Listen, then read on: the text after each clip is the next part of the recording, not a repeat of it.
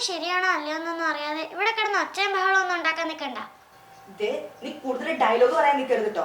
അല്ലെങ്കിലും നീ എപ്പോഴും നിന്റെ അപ്പന്റെ സൈഡാണല്ലോ നിൽക്കണേ. ഞാൻ എപ്പോഴും അനീതിക്കെതിരല്ലേ നിന്നിട്ടുള്ളൂ. അനീതി കുനീതി അങ്ങനെയൊക്കെ വാർത്ത ഞാൻ ശരിയാക്കി കൊടുക്കണം കേട്ടോ. അതെ, അച്ഛനമ്മമാരൊരു കാര്യം മനസ്സിലാക്കണം. മക്കൾ എപ്പോഴും അച്ഛനമ്മമാർക്ക് അഭിമാനമായിട്ടാണ് വളരുന്നത്. അതുപോലെ തന്നെ അച്ഛനമ്മമാരും മക്കൾക്കും അഭിമാനമായിട്ട് വേണം ജീവിക്കാൻ.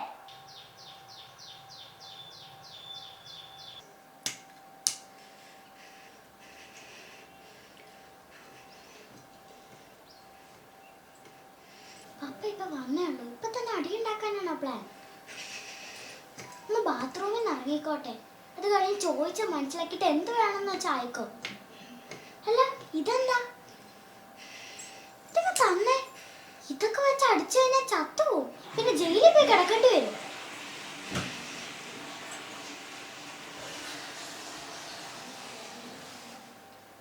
എന്താണ് രണ്ടുപേരും കൂടി ഇവിടെ വന്നിരിക്കണം?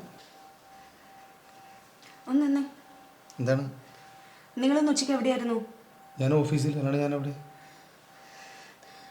നിങ്ങളിന്ന് ഉച്ചയ്ക്ക് സരിത തിയേറ്ററിൽ പോയായിരുന്നോ? സരിതയോ? എറണാകുളത്തെ സരിത സവിത സംഗീത എന്ന് പറയുന്ന തിയേറ്റർ ഉണ്ട്, അറിയാവോ? എന്താ പ്രശ്നം? എന്താ ആദ്യം അത് പറ. നിങ്ങൾ ഇന്ന് ഉച്ചയ്ക്ക് നിങ്ങളുടെ ഓഫീസിലെ റോസ്ലിനുമായിട്ട് സരിത തിയേറ്ററിൽ പോയോ ഇല്ലയോ? എന്തുവാടി ഒന്നെന്നെ അങ്ങനെ അങ്ങ് പോയാലോ?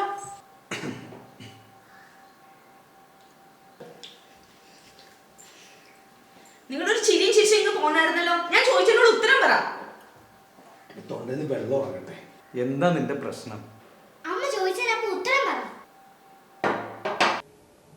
നീ ചുമ്മാ വെറുതെ മറ്റുള്ളവർ പറഞ്ഞ കേട്ടുകൊണ്ട് വെറുതെ എന്റെ മെക്കിട്ട് കയറാൻ വരല്ലേട്ടാ. നമ്മുടെ ജീവിതം പോകുള്ളൂ. വല്ലവരും വല്ലതൊക്കെ പറയും, അത് കേട്ടാണ് എന്റെ മെക്കിട്ട് കയറാൻ. നീ തെളിവ് തന്നാ നിങ്ങൾ വിശ്വസിക്കോ? എന്ത് തെളിവ്?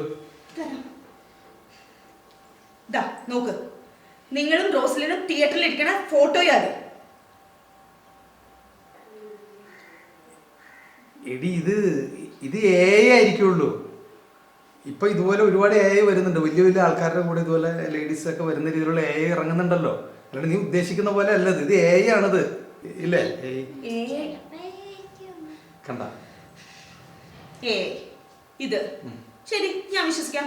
നിങ്ങളൊരു പണി ചെയ്യും, കൊച്ചിന്റെ തലേ തൊട്ട് സത്യം ചെയ്യും. നിങ്ങൾ രണ്ടുപേരും തിയേറ്ററിൽ പോയിട്ടില്ല ഇല്ലാന്ന് സത്യം ചെയ്യും, ഞാൻ വിശ്വസിക്കാം. സത്യം ചെയ്യും. അയ്യോ എന്റെ തലയിൽ നിന്നോട്ട് സത്യം ചെയ്യട്ടോ, അല്ലെങ്കിൽ തന്നെ തലവേദനയാ. എടി അതെ,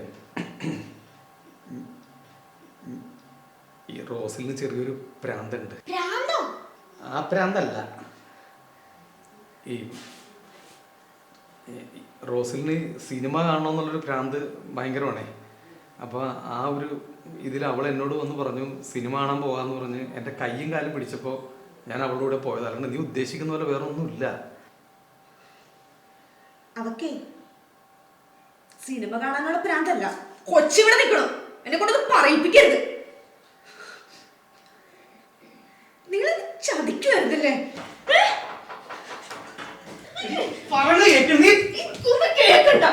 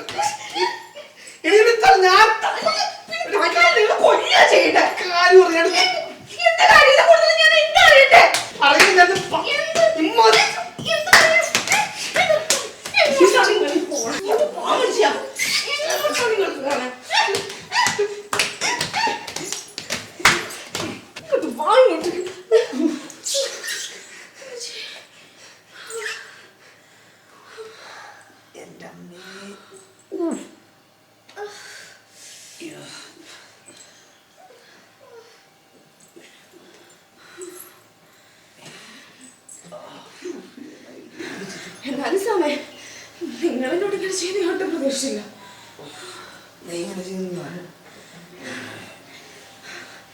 ഇങ്ങനെയൊക്കെ ചെയ്തു കഴിഞ്ഞാലേ വീട്ടിൽ പോകുന്ന പെൺപിള്ളേരുണ്ടാവും. ഞാൻ പോവില്ല. അതുപോലെ തന്നെ കെട്ടിത്തൂങ്ങണ ഭാര്യമാരും ഉണ്ടാവും, ഡിവോഴ്സ് ചെയ്യണ ഭാര്യമാരുണ്ടാവും. ഞാൻ അങ്ങനെയും ചെയ്യാൻ ഉദ്ദേശിക്കണില്ല. നിങ്ങളെ നന്നാക്കിയിട്ട് ഞാൻ അടങ്ങുള്ളൂ. നിങ്ങളുടെ കൂടത്തിൽ തന്നെ ഞാൻ ജീവിക്കും. എന്റെ റോസിൽ ഞാനൊരു കാര്യം സോറി ജിയ പണ്ടാരത്തിന്റെ പേര് നാദിൽ എനിക്ക് ദാഹിക്കുന്നു. കുറച്ച് വെള്ളം എന്തെങ്കിലും ഉണ്ടാ. നാരങ്ങളും എടുക്കട്ടെ. നാരങ്ങളോ മോരുമ്പോഴോ എന്തെങ്കിലും എടുക്കും. നല്ല വിശപ്പുണ്ട് മനുഷ്യന്. വിശപ്പുണ്ടെന്നുണ്ടെങ്കിൽ നാരങ്ങളും കുടിച്ചിട്ട് കാര്യമില്ല. ചോറങ്ങനെ എടുക്കാം. ഞാൻ ചോറെടുക്കും.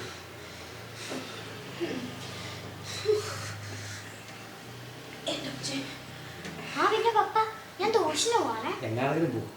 ആ പിന്നെ എനിക്ക് നാളെ ട്യൂഷൻ ഫീസ് കൊടുക്കണം.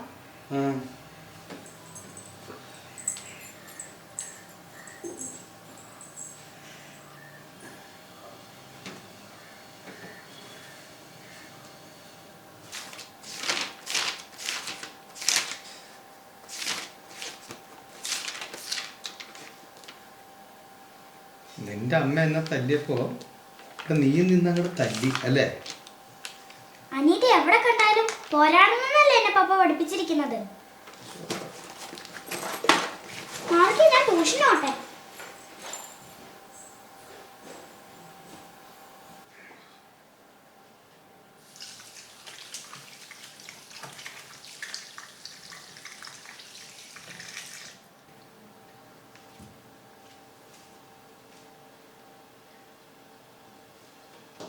എന്താടാ? അല്ല പ്രതിമയാണോ ഇല്ലെന്ന് അറിയാൻ വേണ്ടി നോക്കിയതാ. പാറ പോലെ ഇങ്ങനെ ഇരിക്കണം.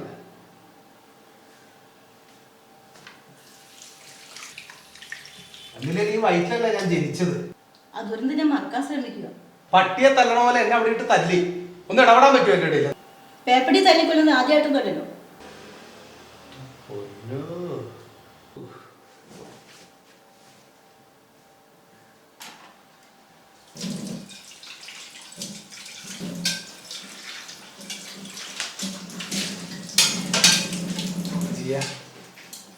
സോറി. എന്റെ പൊന്നു സാമേ മിണ്ടാതിരുന്നോ. എന്റെ സകല പിടിപെട്ടിരിക്കുക.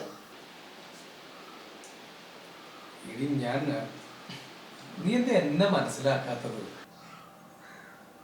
ജിയ കാര്യം എന്റെ പേരിൽ തെറ്റുണ്ട് ഇല്ലെന്ന് ഞാൻ പറയുന്നില്ല. പക്ഷെ നീ ആദ്യം എന്നെ ഒന്ന് മനസ്സിലാക്ക്. നീ എപ്പോഴെങ്കിലും എന്നോട് സ്നേഹത്തോടൊന്ന് പെരുമാറുന്നുണ്ടോ? ഞാൻ എപ്പോൾ ഇങ്ങോട്ട് വന്നാലും ഒന്നുകിൽ ഇവിടെ അടുക്കളയിൽ കിടന്ന് തലമുട്ടി കിടന്ന് പണിയെടുക്കണം, അല്ലെങ്കിൽ പറമ്പിൽ കട കോഴിയും പട്ടിയുടെയും പൂച്ചയുടെയും കിടന്ന് ഓടണം, ഇല്ലെങ്കിൽ കുറെ തുണി കൊണ്ട് ടെറസിന്റെ മുകളിലേക്കും കുറെ തുണി കൊണ്ട് താഴത്തോട്ട് വരും. അതിൽ കുറെ തുണി പറഞ്ഞ് അപ്പുറത്തെ പറഞ്ഞിട്ടു പിന്നെ അതെടുക്കാനും 24 മണിക്കൂർ നിനക്ക് പണിയാ. ഒരു വാക്ക് സ്നേഹത്തോടെ നിനക്ക് എന്നോട് പറയാൻ പറ്റുന്നുണ്ട്? ഞാൻ എന്ത് ചെയ്യണമെന്നാ നിങ്ങൾ ഈ പറയണത്? അപ്പൊ ഞാൻ നിങ്ങളെ 24 മണിക്കൂർ പ്രണയിച്ചുകൊണ്ടിരിക്കണം എന്നാണ് ഈ പറയണത്. ഇപ്പൊ ഈ വീട്ടിലെ കാര്യങ്ങളൊക്കെ ആര് നോക്കും? കൊച്ചിന് 6ാം ക്ലാസ്സിലാ കൊച്ചു പഠിക്കുന്നത്. ഇപ്പോഴും ഞാൻ പ്രണയിച്ചുകൊണ്ട് നടക്കണോ? ഇത് പ്രണയം എന്ന് പറയാം. പ്രേമം എന്ന് വെച്ചാൽ എന്താ? അനശ്വരമാണ്. അതിന് ഇനി പ്രത്യേകിച്ച് ഇന്നതൊന്നുമില്ല. എത്രയോ ഭാര്യ ഭർത്താക്കന്മാരാണ് ഇങ്ങനെ പ്രേമിക്കുന്നത്, സ്നേഹിക്കുന്നത്. ഭാര്യ ഭർത്താക്കന്മാരെ പ്രണയിക്കുന്നതുകൊണ്ട് കുറ്റമൊന്നുമില്ല. വല്ലോന്റെ ഭാര്യനെ പോയി പ്രണയിക്കരുത്. ഞാൻ അതല്ല ഉദ്ദേശിച്ചത്. എത്രയോ ഭാര്യ ഭർത്താക്കന്മാര് ജീവിതകാലം മുഴുവനും അവസാന കാലം വരെ അവർ പ്രേമിക്കുന്നുണ്ട്, സ്നേഹിക്കുന്നുണ്ട്. അവര് കല്യാണത്തിന് മുമ്പ് സ്നേഹിച്ചവരെ ഈ കല്യാണം കഴിഞ്ഞ ശേഷം അവർ സ്നേഹിക്കുന്നില്ലേ? സ്നേഹം ഉള്ളിൽ നിന്ന് വരണം പുറത്തോട്ട്, അറിയോ? അല്ലാണ്ട് അത് ഉള്ളിൽ വെച്ചുകൊണ്ട് നടക്കേണ്ടതൊന്നുമല്ല, പുറമെ കാണണം. എൻ്റെ കുഞ്ഞിനോട് ക്ഷമിക്കണം. അങ്ങനെ അല്പമെങ്കിലും ബുദ്ധിയും ബോധം കൊടുക്കുന്നില്ലേ? ഒരു പണി ചെയ്യാം. നാളെ സൺഡേ അല്ലേ? നമുക്ക് നാളെ പുറത്തൊന്ന് പോവാം. ഒരു സിനിമയൊക്കെ കണ്ട്. ഞാൻ ബർഗറൊക്കെ കഴിച്ചിട്ട് കുറേ നാളെ. അപ്പോൾ ഒരു ബർഗറും ഐസ്ക്രീമൊക്കെ നമുക്ക് കഴിച്ച് വൈകുന്നേരം തിരിച്ചു വരുന്ന വഴിക്ക് നമുക്ക് ഏതെങ്കിലും ടെക്സ്റ്റൈൽസിൽ കയറി സാൻഡൊക്കെ ഇട്ട് ടീഷർട്ടും ജീൻസും പിന്നെ എനിക്ക് 2 ചുരിദാറും പിന്നെ കുറച്ച് ഡ്രസ്സ് നമുക്കതൊക്കെ എടുത്തിട്ട് നൈറ്റ് ആകുമ്പോഴത്തേക്കും തിരിച്ചു വരാം. എന്തെങ്കിലും